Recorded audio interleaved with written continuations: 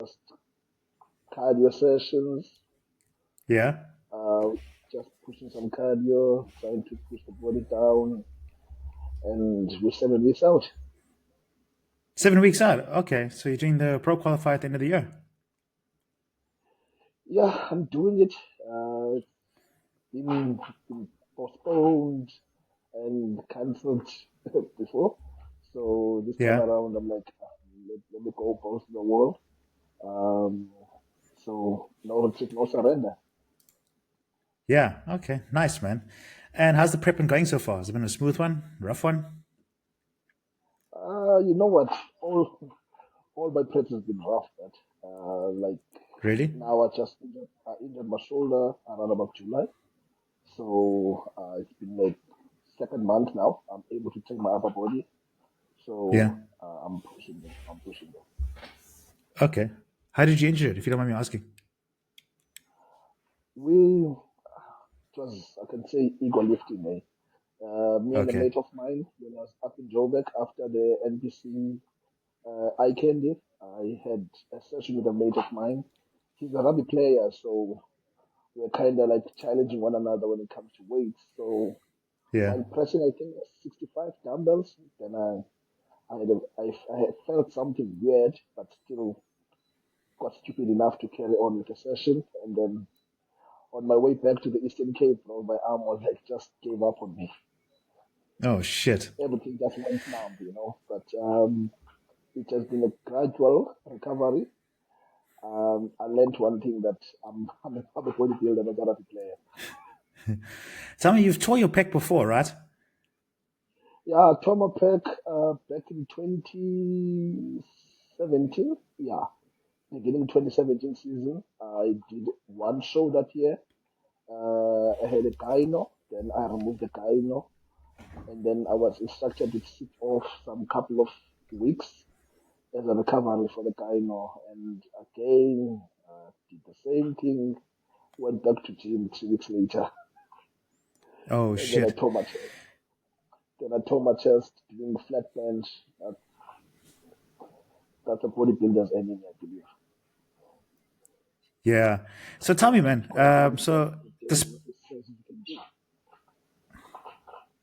so despite tearing the pec, how do you still have the mindset? Like, does it not freak you out when you go and you lift the heavy weights that, oh, this could happen to me again, even though it's a different body part?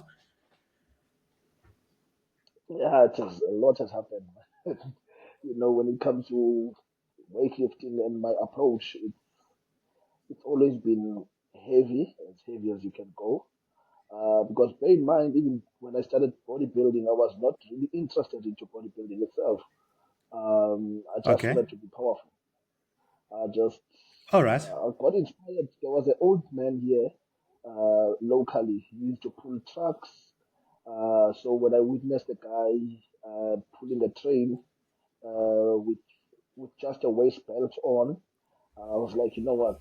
I would like to challenge myself one day and do something similar to him. And then I started lifting weights, and then like crazy, started doing crazy deadlifts. I think around about 18, I could do something like 220 to 240 back then. So Holy shit. I've snapped a few muscles over the time. Flip, man. And you still keep pushing heavy. That's impressive. That's a very strong mindset that you've got there. So how did you transition Yeah, from the strong lifting into bodybuilding? bro, a little bit of a background about me. You know, growing up in the streets, it was tough, man.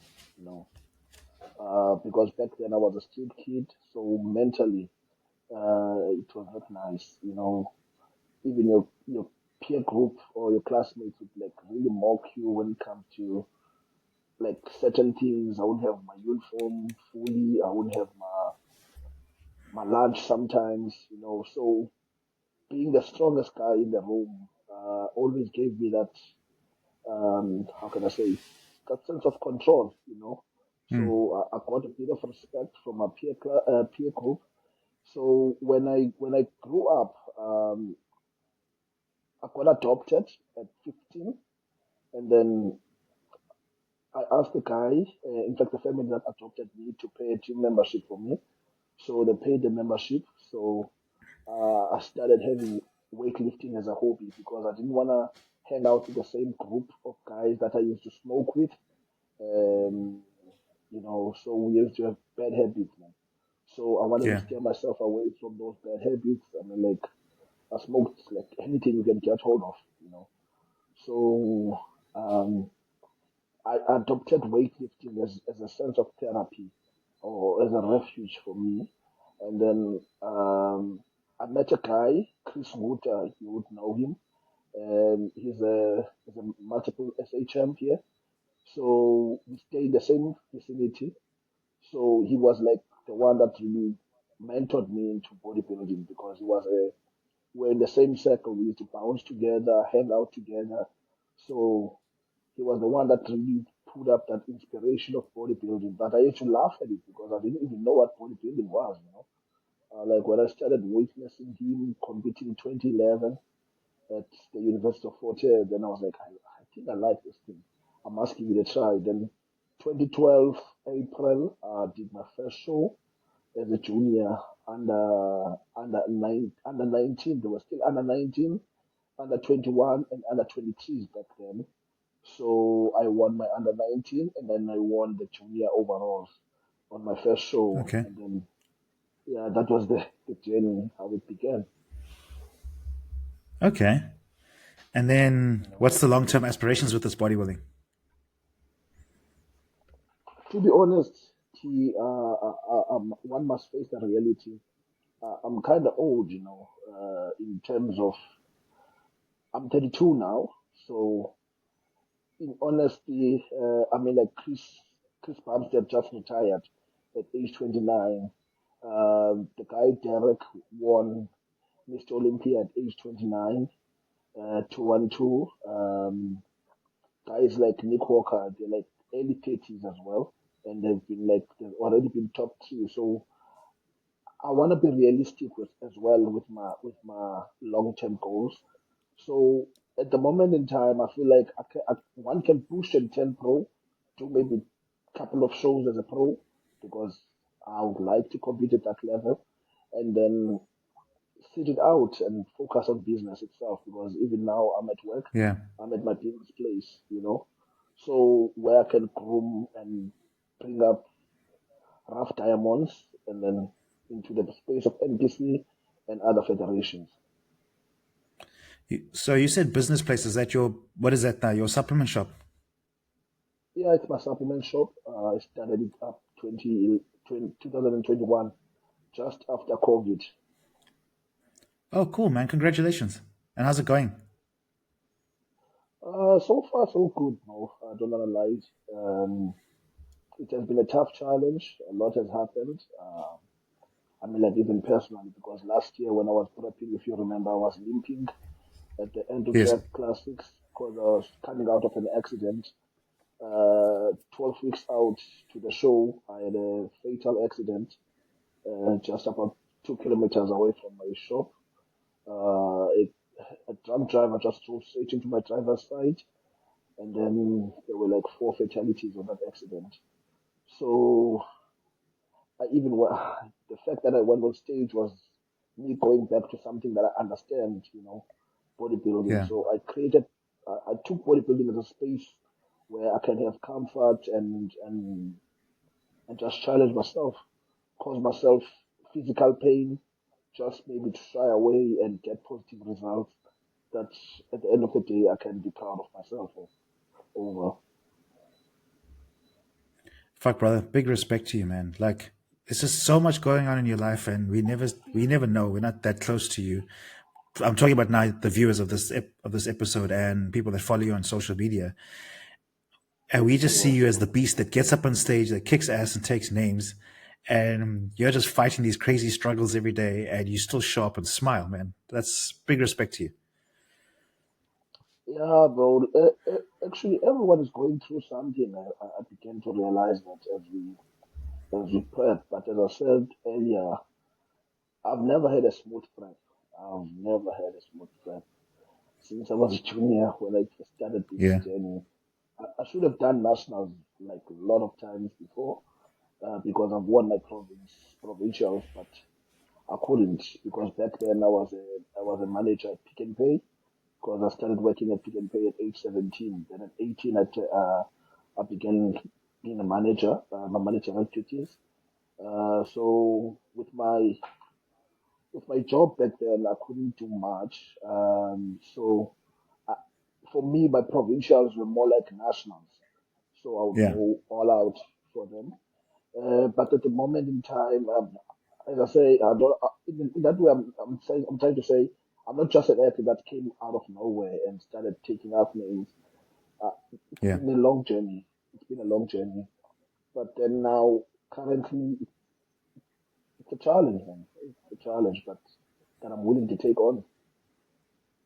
No, that big ups to you, man. And then you had your own show this year. Was it your first time having this show? Yeah, but it was my first time doing the show. The show was unplanned, as I said to Uh, you too. But when I looked at my reaching, I have a couple of guys that I'm training with around here in my town. I think we do have a good like a dozen of athletes, and then most of them are national athletes as well. I mean, like they've won their respective categories on IFBB nationals and PCA nationals. So looking at the spec of the shows in the province, even nationally, there was nothing juicy, if I would say, something to motivate the athletes, like financially as well. Because bear in mind, I hear guys like saying bodybuilding doesn't reward, there's no money in it. But bro, honestly, these brands, products that we are selling here, I mean, like right behind me, there's some LSA that have been like supporting me and sponsoring me as an individual, and also that jumped on board when I gave them the information about the show. I mean, like the ownership didn't even hesitate to support it. So was lucky enough, and other investors as well, and other guys that I grew up with in this town that are independently and then that are also into business. So they willingly supported the show and we financed it. So we ended up giving out around about 55K cash. As I said, it was going to be cash on stage, so everyone was yeah. paid cash on stage. No EFTs, that was my problem because last year I did a show that was sanctioned and then I paid around about 1,650 for affiliation and then I won and then I never been paid. Yeah. About that show, man. I heard a lot of people didn't get paid, man. I heard a lot of Never people been didn't get paid. paid. And even the athletes that came over and did my show because they were good athletes. I can mention few. I mean, like Anga is a national champ. Chris Chezile from Tata is a three-time OR Tambo. No, he's a five-time OR Tambo champ, a three-time national champ. He won the overall of my show. I paid him his 15,000 rands cash, Yeah. and then for him to go over and win nationals. And then after the nationals, the president and the management of his federation chose to suspend him, and then they didn't even they removed him on the team for Iran because he did my show. And then there were a lot of other athletes that were headhunted, I would say, that because they did an unsanctioned show, they're being disqualified or removed from their so-called team. Yeah. We'll come to that just now. We just want to talk more about the show for now, but we'll come back to this about the federations and the way they behave. Yeah. So, with the show, are you going to be having it again next year? Yes, yes, for sure. We're going bigger and better. We're gonna be having the show again next year. Because this year we included powerlifting. The plan was to also have an aerobics competition as well on the venue. But then there was another event. I didn't wanna collide with the organizer of that event. So because they still came over and supported my show as well. So the lady that I'm busy with, because bear in mind, Beast is a shop, it's a supplement shop, but we do have a charity responsibility that we do here. I mean, like since I said, I was a street kid, so we do cook every second week for the guys that I usually hang out with. So I cook. So the team of ladies that I'm with, we met at the gym and we became sisters and friends and brothers. So now with them in my space, I wanted to give them a platform as well to be competitive because they're more into aerobics and Yeah. running as well. So next year we're gonna be including aerobics, powerlifting. We're not yet certain when it comes to karate and a bit of boxing, because I like development boxing as well. Because even last weekend I was on a boxing tournament. Oh wow. All right, man. Okay, that's pretty cool. Yeah, because Do there's you some guys have? I'm helping. And some guys that I'm helping that are still are like aspiring boxers. So even my other Yeah. fighter yesterday, he won his bout, and then we've got another fight in 4 weeks time. Okay. All right. You're gonna post it to social media so we can all cheer for him and wish him the best. Yes, yes, yes, for sure. Yes, for sure. We're still building up his profile, but the boy is doing good. He's doing well. He's got potential. Okay. Yeah, send it to me, man, and then I'll also post it and help him get some followers and whatnot. Yes, And for then, do sure. you have a rough date for when the show's going to be for next year? Roughly, I prefer having a show mid-year, so I'm quite sure next year we're hosting it either end June or mid July. Because as well, I don't want to collide with any shows that are hosted with the federations. Because bear Yes. in mind, so far my plan is not to sanction the show up until I find a suitable federation that will have the interest of the athlete first, and then that will be the federation that I can nominate. Because bear in mind here, I'm not looking for anyone's finances. Yes, obviously, more finances will benefit the athletes, you know. But for me, it should be by the athlete for the athlete. Agreed, 100%. So, you guys watching this, you heard that? Next year, if you want a payday, go get to Abongile's show. All right, man. So, going on from Yeah, there. because I think we're doubling up the prize money, and then Jola as well is hosting Fearless Nutrition show in September, month end September. So we are doing a couple of shows next year that are independent and with money as well. That's really cool, man. That's fucking impressive. All right. So, you brought up this whole thing about the federations and finding a suitable federation. Yes, So, sir. do you feel that the federations treat the athletes fairly here in South No, Africa? bro, not at all. Not at all, bro. Why do you say that? Not at all. Champ, back in the days when I started the journey of bodybuilding, there were no VIPs. We were all athletes, you know. Yeah. We were all athletes. There was mutual respect between one another, regardless of the race, the nationality. I mean, like, I just did a guest posing now on a township. That township is 60% sharks, but I competed with the athletes that used to come from the gym there locally. Those guys used to whip ass, bro. I mean, like, Yeah. for me as well, when I would take the overalls from them, it would be because of size, because I was always bigger than the guys. But bro, those guys were had a camaraderie. We had unity amongst us first as athletes. Now, now let's come over to the federations. I went to watch now a regional where athletes were scattered. Athletes were getting information from their coaches or officials, but now it's not unified message towards the athletes. I even almost missed the show myself, as a coach, because as far as I knew, the show was supposed to start at 2 p.m. But immediately after registrations, the athletes were rushed on stage. Some of them were not turned. Even my other junior, he had to finish the turning when he was going for the overalls because his other leg was not fully turned. Because as far as we know, after the registration, we had 3 hours to go on Yes. stage. Bear in mind here, the guy had to eat. I had to fill him up. I had to prepare his turning on time. Everything was not done as we planned because we work on time frame. But I feel like, when you are being judged or being officiated by an organization or a group of people that never been on stage themselves, you know, or that don't care about the journey that the athlete and the effort put on the preparation. They just want to take you as a statistics to the Department of 100%. Sport. That is the main issue we're facing now in South Africa.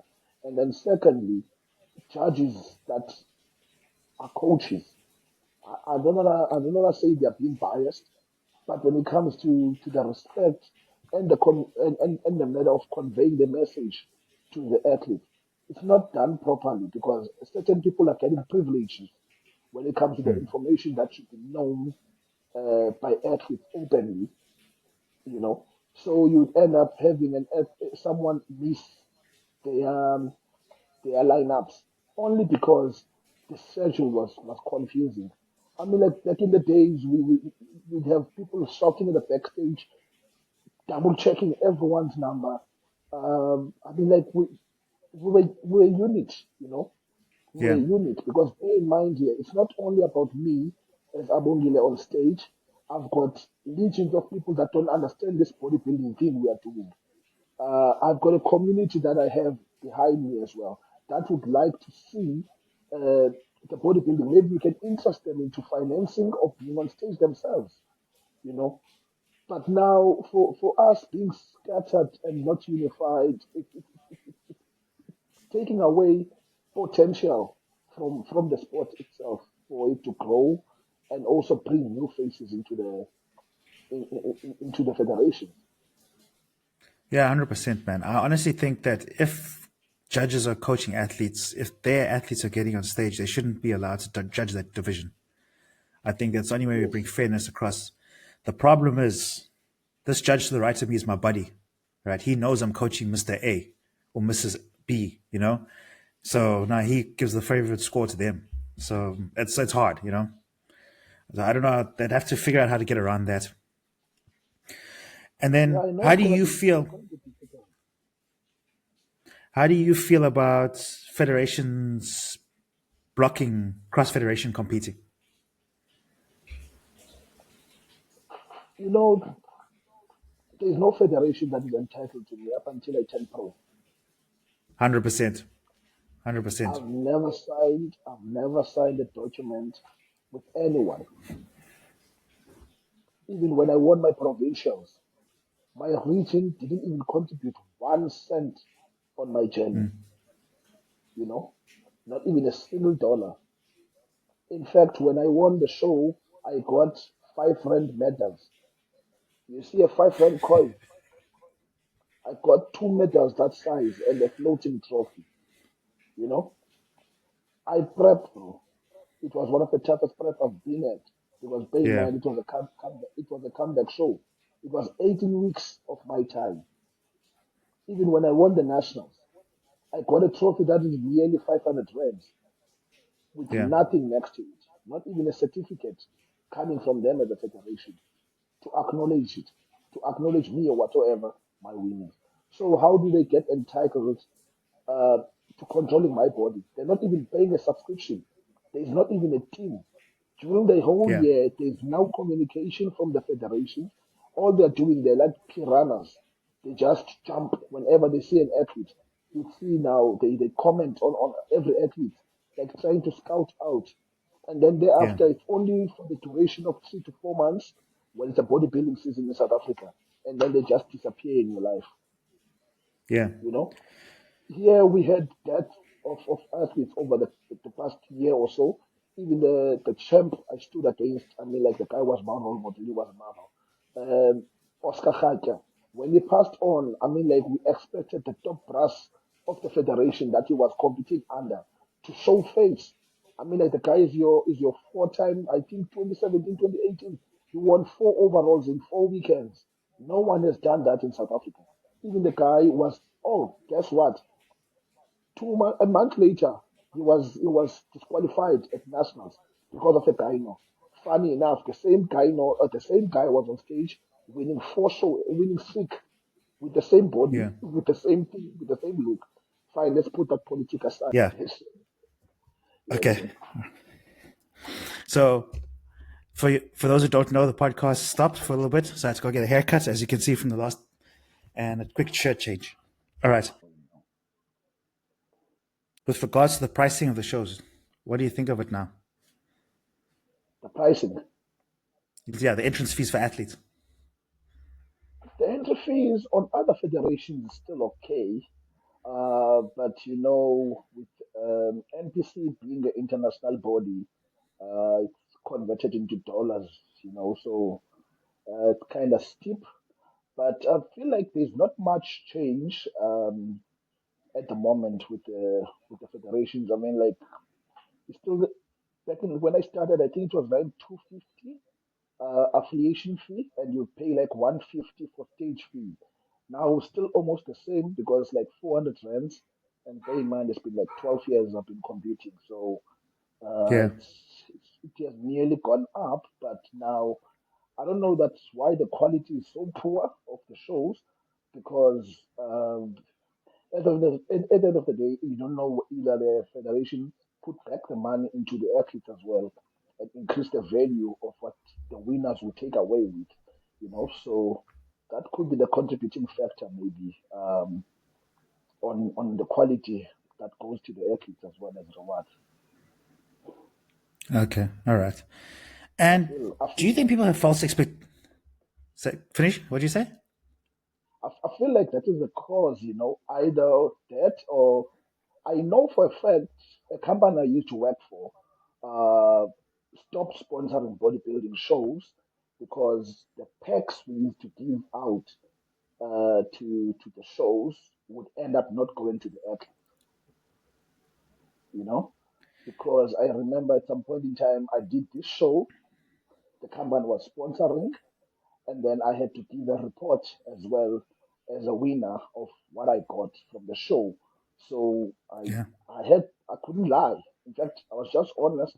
I said no, I got a mass gainer, 1 kg mass gainer, and samples, pre-workout samples that I somehow all give away because I hardly use them either way, you know. So the guys were like, "No, you shouldn't have gotten that. We gave out this," which was like, wow, like 10 times more in value of what I got. Yeah.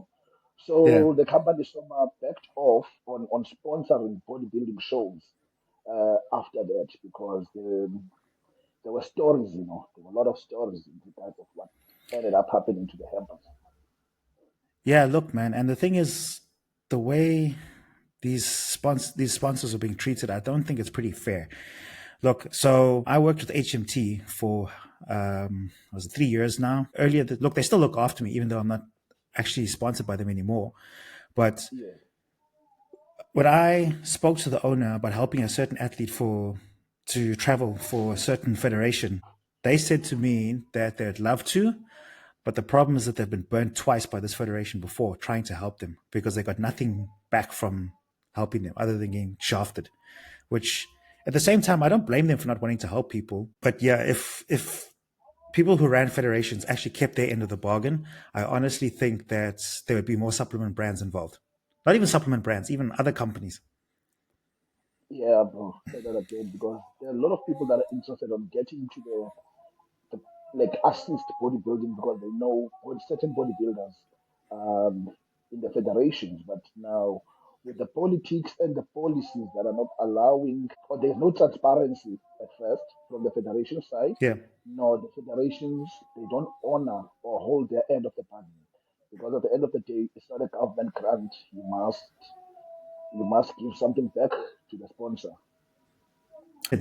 But my thing is, it's like, if you want help every year, why not just keep a good reputation with everybody? Simple, bro. Simple, There's bro. no point in You getting know, help from a brand for this show and the next show because I've burnt my bridges already. I'm not worried for the next show, because you got to pen somewhere else. pretty much. Yeah, But there's only so that's many it. brands out there. Say that again. Say that again, And bro. news Because travels, man. You know, I've spoken like to people and they'll know someone because they heard from a different brand about their reputation. Hey? It's crazy. yeah, because it's a small community. We are a small community, bro. So we Yeah. all know one another, and we respect. what we do, and the word of mouth travels faster. Yeah. Travels Yeah. faster. So so tell me, do you think that people have false expectations in the sport? Like, do you think, how do I put this? Okay, let's just say somebody comes to you and says, Abongile, I want you to coach me because I want to get my pro card and go to Mr. Olympia one day. All right. They have no idea, never done a show before. Or let's just say they've done a novice show and now they've decided this is it for them, and Yeah, they don't look anything like the criteria that they're competing in. Do you think that they have a false sense of reality? yeah, I can say so, bro. Because you know what? These days there is more knowledge when it comes to pro card, pro status. When I started, it was just passion. It was a hobby. Um, and my region, I don't know. In fact, my region and your region, I know we've been battling for years between Eastern Cape, more especially the border region and the KZN region, Durban. So we usually produce the best national champions only because even on intermediate shows, smaller regional shows or local shows, you get whipped, you get beat up until you improve your ass. You work your butt off. Now you see a guy that is he looks good, looks like wellness. I mean, like just training for wellness. All of a sudden, they share their aspirations of being on international stages. Maybe the guy affords to go abroad, but to be honest with you, the reality needs to kick in. When you look at yourself, self introspection matters. When you look at yourself as an athlete, do you feel like you belong there? You know, do you think you can make a difference? It's not getting a pro card. You might get away with getting a pro card because maybe the lineup is small due to that the show is expensive to register. I mean, like paying more than 4K for a registration. It's quite a steep for some people, and more especially in this economy. So you can get away with your pro card on your lineup in your country. But now, let's face it, when you go abroad, are you going to be competent enough? Are you Yeah. prepping to be dead last on that pro show, and then just keep on traveling the world? Do you wanna tour or you wanna go and win?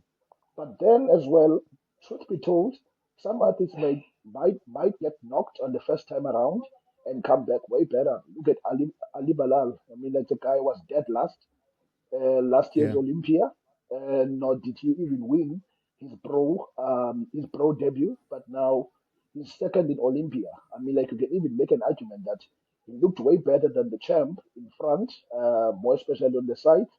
But then, I mean, like the overall package, Ryan was way better than him. So now, do you have a room where you can progress and look so good that you can be a champion or be competent in those podiums and bring gold, Yeah. top three placings, or you just want to turn pro and retire? I mean, like many guys now, where the previous pros, I mean, like the first pro card I believe was given out in South Africa was somewhere around about 2016, 2015, that was given in South African soil at the Arnold. Where are those guys? Where are they?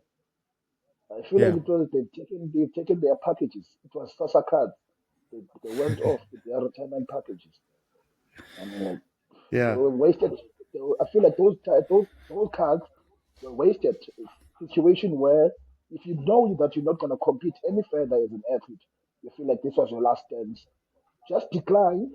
Just decline the card. Then advise the federation to select a better athlete that they can award the card, because some athletes are 100%. hungry. Some athletes are hungry and they've got a room to grow. I mean, like we all know guys like Vusi, may his soul rest in peace. He was beaten in South African soil and the card was given to someone else that I feel like that card was wasted. But if Bulldozer, may his soul rest in peace again, if he would have gotten that pro card, he wouldn't have sat around with it. We all know that. Yeah. He would have gone out Yeah. there and compete, Yeah. and not What a just physique, compete, man. Yeah. not not just compete, dominate. I mean, like the guy would drop Yeah. anything that will stand next to him. It was like 5'11", 5'11", 270. That's a lot of muscle. Holy. Yeah, that is, eh? Shit. That's a lot of muscle. All right, You man. know, that's quality. That's quality that you wanna take. And when you break into that pro level, and you can just easily compete. I mean, like, look at Maya now, Yeah. what he's doing. Look at Maya now, what he's doing. Taking time off that he can grow and acquire a pro physique. And then the moment he takes a pro card, the following day, Maya, I bet my soul, he can go on any pro stage and place top three and even win the lineup. That's how pleasing his physique Yeah. has been since as an amateur. How much more now if he's gonna add more time, crafting it up? Yeah. Look, he sent me a video, was it last week? Man, his back is looking crazy. The man's doing the work. He really is doing the work. Yeah, yeah. Say that again. And bear in mind, the back has been his only whole back. No pun intended. Yeah. Now imagine now if he has fixed up that linchpin. Damn, bro, it's gonna be a disaster. Yeah, man. I absolutely We're agree. all, as heavyweights, we're all in trouble. Yeah. So you mentioned about these pros that don't use their pro cards, right? What do you think about that? Like the fact that they, let's just say some dude wins his pro card this weekend and that's it. That's the last you hear from him. What is your opinion on that? I'd say it's annoying, but maybe someone wants to just maybe write on their IG handle, IFBB Pro. I mean, Chris Cormier once mentioned this. He said, when a guy turns pro today, the same day he changes his IG handle to IFBB Pro, you better know Yeah. nothing good is going to come out of it. Yeah, Nothing that's good true. ever comes That's out. true. Nothing good ever comes out of Yeah. it. I mean, like Nick Walker is the mutant.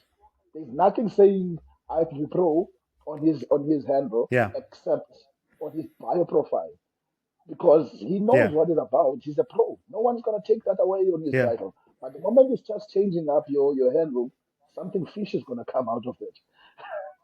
Yeah. I remember once on Fuad Abiyad's podcast, the guy spoke about it that even though you've got your pro card, you're not a pro until you've actually started using it. Yeah, you're an amateur. And bear in mind now, you basically going into deeper pool. You basically new. You are an amateur on a pro status, on a pro level. Yeah. Let me put it that way. You are new on that Yeah. level. You must. I usually say to my guys, you must earn your name on stage.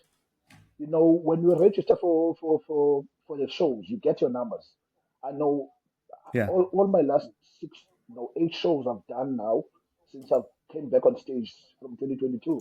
I know all my stage numbers by head. I mean, it was number 15, the last show I Really? did. Yeah, I know all of them. It was number 15, the last show I did. Andrew Jack was number 17. I mean, was number 7. And then number 17 was OR Tambo last year when I went against Maya again. I mean, like, all those numbers to me were never called. I was never called by my number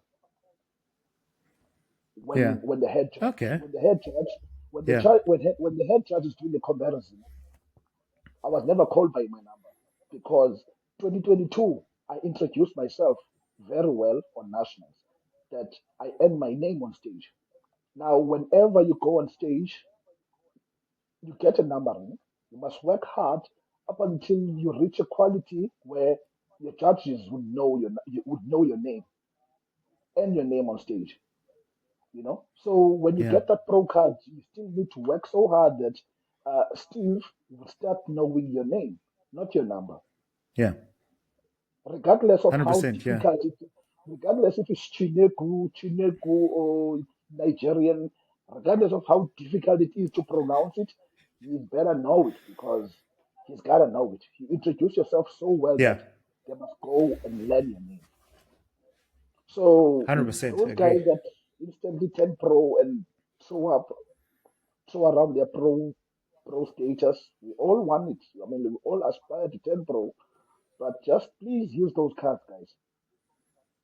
We need more South African pros to go abroad there up until we can have our own pro show. Maybe a promoter can bring a pro show to South Africa.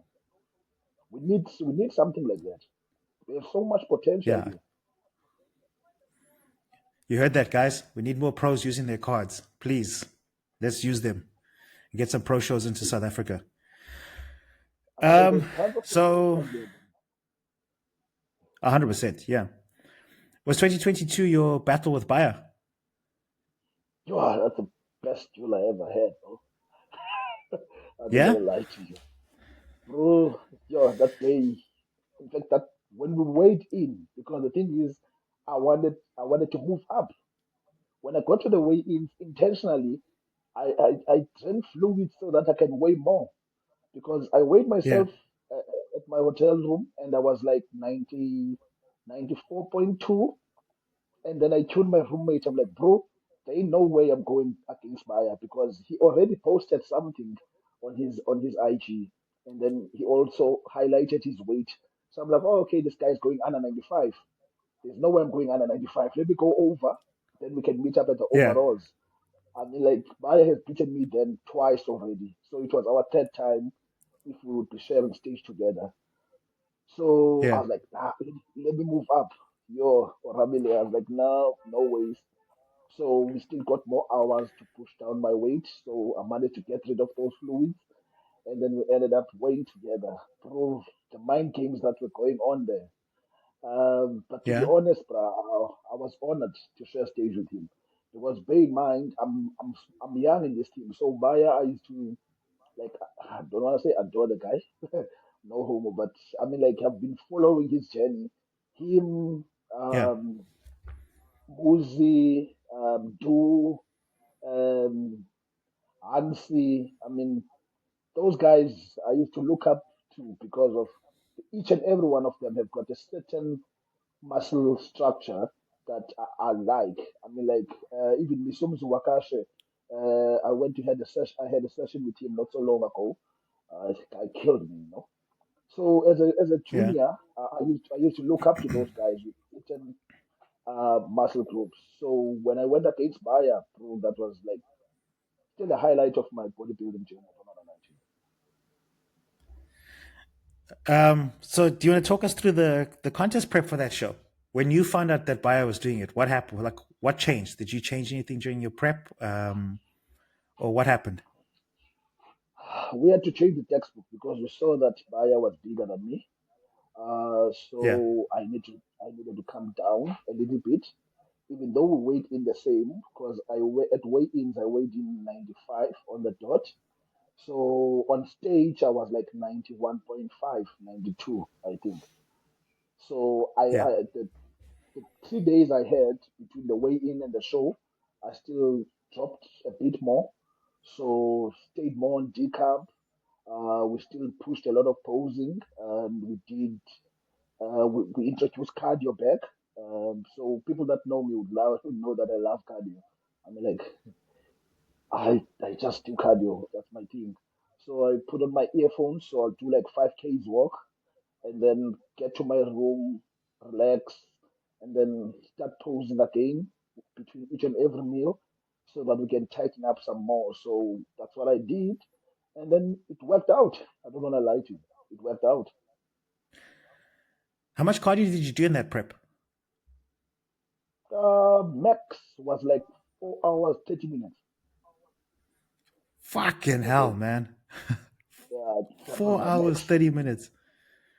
Yeah, 4 hours, 30 And was minutes, that like, split into two sessions and still a weight training session? and still a weight training session. So I would wake up Holy early in the shit, morning. man. I would wake up at 3:30, and at 4, I'll start my cardio session. And then at 7, I'll go back home, have a nap, because back then I was still working. So I'll go back to sleep, and then 10 o'clock, I'll go to work, and then knock off early at 5 for my weighted session. And then in the evening, around about past 9 in the evening, I'll go on my bicycle at home and then do another 2 hours, 30 minutes of spinning. Fucking hell, that's crazy, dude. I take my hat off to you. Yo, Yeah, the thing is, I four and a usually half struggle hours. with my quads, man. I usually struggle with my quad separation. So I needed to Yeah. dig deeper. I mean, like my quads are kind of stubborn. Like regardless of what I do, they just grow. So Yeah. people would say do more extension, lightweight, just feel knee pains. People would say do walking lunges, feel pain. In fact, than getting the definition or get more inflammation. Yeah. I would do body weight lunges, body weight squats, jumping squats. Nothing works. I just keep on getting kind of larger. I mean, like even my quads would get more Yeah. disproportional to my body. So cardio was the only thing that could hold back my legs and then start conditioning them. So we ended Yeah. up going the option of cardio, even against my coach's advice. Yeah, he never even wanted me to do anything past 1 hour 30 minutes. It was my observation that I needed more Yeah. cardio. So I added more cardio because bear in mind, back then it was my first show back, and more especially my fiance as well. She was like really working hard, cooking my meals, checking my conditioning and stuff. So I had a lot of people, Yeah. man, that were like supporting me back then. Even my twin brother was still alive, so he was like financially backing me up. I mean, like he would pay all my meals. So I didn't want to let them down. So I just put on the hours on cardio. I put on like I would sit on a bicycle, up until my ass is sore, you know, and I go standing up until I feel better, and then I go back down again. So anything, man, like everything it took. If the weather is not Yeah. so cold, I'll even do steps. I would walk around because bear in mind with having a car, now one doesn't really do active cardio much. I would walk Yes. around, have steps in, anything that can keep me active, because I knew going to my provincials towards my nationals, all I was working for was just to win my category, Yeah. and I knew guys like they've been working. I was off stage for like 4 years, so I knew that I needed to bring the best I could bring.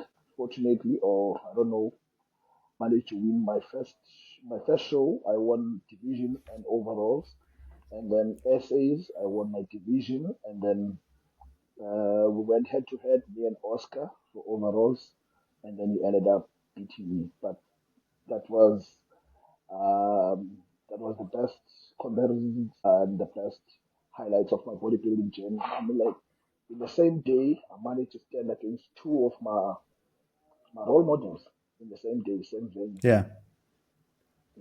So No, to you did me, really that well, was a man. It was win. a great comeback that year. To me, that was a win. Yeah, thanks.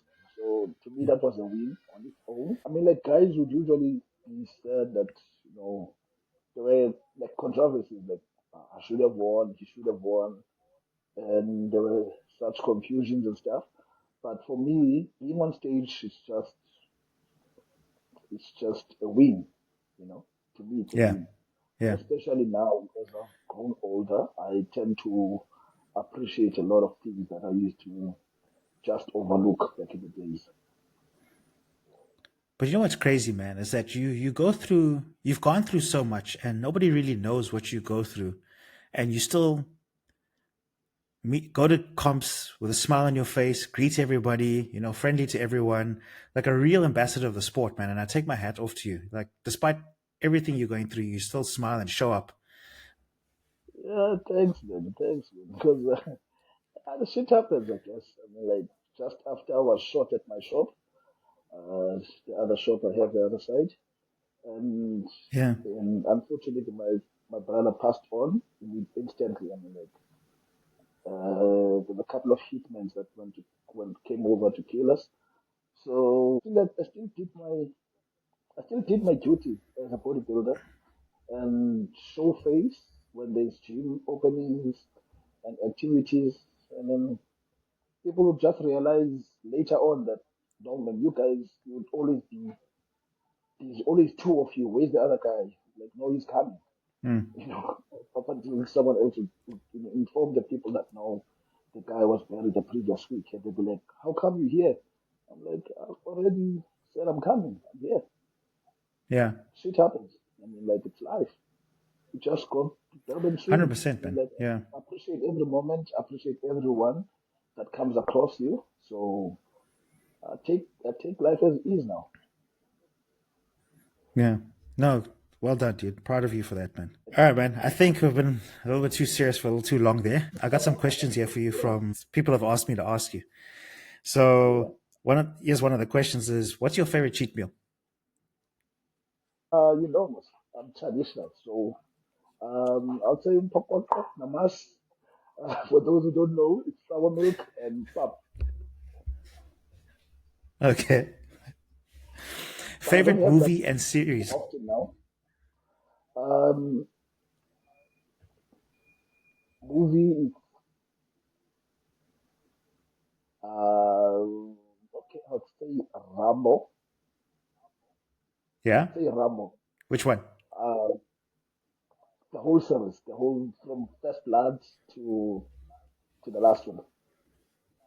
Really? Yeah, yeah. Even now, even this morning, I was watching Triple X, and 2 days ago, I was watching like during cardio. I always watch bit of old action movies, man. Yeah. So I would say my favorite Rambo, Rambo is probably Rambo 3. yeah, Rambo 3 is cool. The production is it's way modern, but Yeah. First Blood is always the best for me. Nah, that's fucking good. I won't lie. It is good. Yeah, First Blood is always the best. I mean, like that's where I saw the beautiful physique of Sylvester, and you Yeah. know, yeah, and then I started working out my core when I was a boy back then, and even till today, Yeah. I wish I was still so small. Unfortunately, one has grown up, so I still try and look almost as good, but yeah, my body doesn't allow me to do certain movements now anymore. Yeah. You know what's crazy, man? Have you noticed that the film stars of today are not as jacked as the film stars of the 90s and 80s? Nah, not even close, bro. Not even close, Yeah. bro. Think about it, These man. guys are not, Like, these guys are not inspiring at all now. You know, no, back they're in the not, days, right?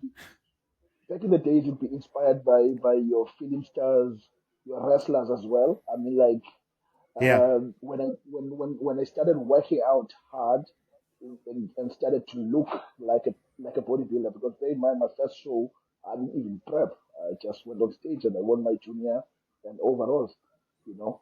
But for me to acquire that physique and then kept on conditioning over the time, it was because of guys like Bobby Lashley. I mean, like Bobby Lashley was just, Yeah. so such physiques were inspiring. And now at the moment, nothing comes close. Nothing comes close. You know, it's funny. I actually got into bodybuilding because of Triple H. Yeah, and the DX. Yes. Remember the DX back then. Yeah. So, where do we get hold of you? Where can people get hold of you? What's your social media handles? And where's your store? And what's happening with your competition next year? Okay, let's start off with the conduct. Abongile Pele on IG and also on Facebook. And then the store is Sports Nutrition in King Williamstown. Or you can call me at 083 551 6004 or text me on WhatsApp as well on the same number. And then the show next year is mid to end of June. And then I will have to make up the date with the team. And then the thing is we're still trying to get bigger. So we're trying to get more prizes and more sponsors as well into the show. So there's potential for that. So I didn't want to like jump the gun and start announcing dates, and yet I'll be leaving some few things that could be added in benefit of the Yeah. athletes. And so we go bigger and better next year. And then what else? My next show is NPC Africa on the 7th of December. So we basically like six, six, six. I'll say 6 or 5.5 weeks out now. Okay, awesome. So you hear that, guys? Next year, we're all going to go and support a Bongile show. And guys, please go and compete and support. I heard the prize money is pretty big. So with regards to your show, can I bet on you? everyone will, everyone will paid cash on stage. No EFT stories, bro. God, I promise. You heard that. You heard that, guys. So can I put big money down on you in December?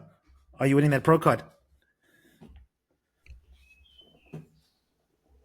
You bet. You better bet. Fuck yeah, that's what I like to hear, man. You better bet. All right, I'm thanks really so much, excited. man. And I'll go down swinging. awesome, man. Awesome. Thanks so much, man. And yeah, I'll leave you to it to go and prep. And hopefully we'll have you on soon again. To you and your viewers, thank you guys for having me. Have a good weekend, bro. Thanks, brother. You too, man.